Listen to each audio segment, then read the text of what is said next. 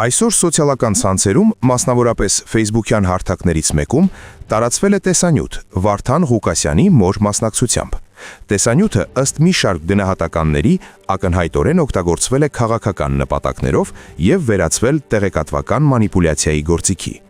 Քաղաքակիրթ հասարակությունում քաղաքական պայքարի մեջ անընդունելի է ներգրավել անձի ընտանիքի անդամներին, առավել ևս մորը, հատկապես այն պարագայում, երբ խոսքը վերաբերում է անազատության մեջ գտնվող անձի մասին։ Նման գործելավոճը դուրս է քաղաքական առողջ մրցակցության սահմաններից և հակասում է թե բարոյական, թե հանրային պատասխանատվության սկզբունքներին։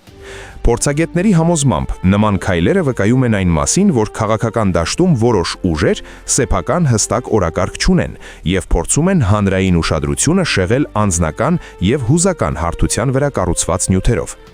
Միաժամանակ հնչում են գնահատականներ, որ փորձ է արվում ընտանիքի անդամներին մոլորեցնել, ստեղծելով կեղծ սպասումներ, թե քաղաքական գործընթացներից հրաժարվելու դեպքում հնարավոր է ազդել ազատության հարցի վրա։ Իրավական տեսանկյունից նման մոտեցումը վտանգավոր է, քանի որ դատական գործընթացները չեն կարող պայմանավորված լինել քաղաքական կամ քարոզչական շահերով։ Օրենքի գերակայությունը ենթադրում է, որ արդարադատությունը պետք է գործի անկախ և չեզոք հիմունքներով։ Տեղի ունեցածը, սակայն, արձանագրում է նաև մեկ այլ հանգամանք։ Ըստ ԴՕԿ դաշինքի ներկայացուցիչների, ԴՕԿ կուսակցությունն ու ԴՕԿ դաշինքը ձևավորվել են որպես ազդեցիկ քաղաքական ուժ, որի աճող դերակատարությունը անհանգստություն է առաջացնում քաղաքական որոշ շրջանակներում։